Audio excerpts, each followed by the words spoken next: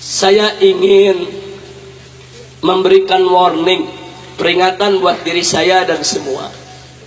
Hati-hati Pak Bu ya. Hari ini ada upaya untuk menjauhkan umat dari ulama.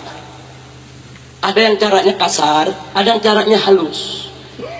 Yang caranya kasar dengan jalan menjelek-jelekan ulama, mencaci maki ulama, mengumbar kekurangan ulama, memfitnah ulama, melecehkan ulama, mengkriminalisasi ulama, merendahkan ulama. Ini cara-cara kasar yang bisa dilihat secara kasat mata, saudara. Tujuannya apa? Supaya umat tidak lagi menghormati ulama, tidak menghargai ulama, tidak memuliakan ulama, sehingga umat meninggalkan ulama. Inna lillahi wa inna ilaihi raji'un. Tapi ada juga yang caranya halus, saudara. Caranya halus, caranya nggak kelihatan dia benci ulama, caranya nggak kelihatan dia musuhi ulama. Caranya halus Pak, caranya halus Bu. Bagaimana cara dia? Perhatikan baik-baik saudara. Saya berikan beberapa contoh. Pertama, apa dia katakan? Dia katakan, hei umat Islam, Islam itu agama yang suci, ulama itu manusia yang bersih. Karena itu harus hati-hati. Sedangkan politik itu merupakan ladang yang kotor, penuh intrik.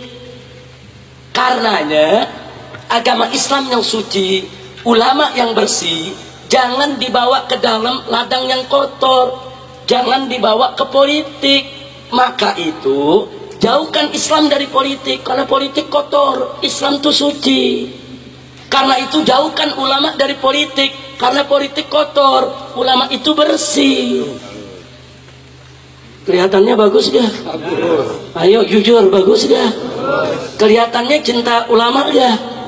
Ayo kelihatannya cinta ulama gak? Ini halus nih caranya nih, halus nih saudara. Ini caranya apa? Halus, nggak kasar. Dia puji Islam, dia puji ulama, saudara. Tapi hati-hati, saudara. Ini kalimat haqqin yuradu biha batil. Ini kalimat yang hak, tapi tujuannya batil, saudara. Tujuannya apa? Supaya Islam dijauhkan dari politik, supaya ulama-ulama jauh dari politik, agar para bajingan supaya bebas main politik, saudara. Supaya para bajingan seenaknya masuk ke dunia politik untuk mengatur seenaknya bangsa dan negara, bikin undang-undang seenaknya, bikin aturan seenaknya. Nanti kalau mereka sudah berkuasa, masuk menguasai politik, mereka bikin aturan seenaknya, ulama yang ditekan untuk melaksanakannya, saudara. Betul? Betul? Itu saya mau tanya, cara mereka licik tidak? Jahat tidak? Hati-hati saudara. Maka itu kita jawab di sini. Hei, betul, Islam itu memang bersih, Islam itu memang suci. Betul, ulama itu memang mulia, ulama itu dimuliakan Allah. Innama yakhshallah min ibadihil ulama. Ulama itu memang takut kepada Allah. Allah nyatakan dalam ayat yang lainnya lagi, yarfa'illahu alladhina amanu minkum walladhina utul ilma darajat. Allah meninggikan kedudukan para ulama. Betul, Islam itu suci, ulama itu bersih, Islam itu mulia, ulama itu terhormat. Betul. Tapi kalau kau mengatakan politik itu kotor, tunggu dulu. Politik itu tergantung siapa yang memainkannya. Manakala politik itu dimainkan oleh ulama yang mulia atas dasar agama yang suci, niscaya politik tersebut hanya ditujukan untuk mencari ridho Allah, hanya ditujukan untuk kepentingan bangsa dan negara, saudara.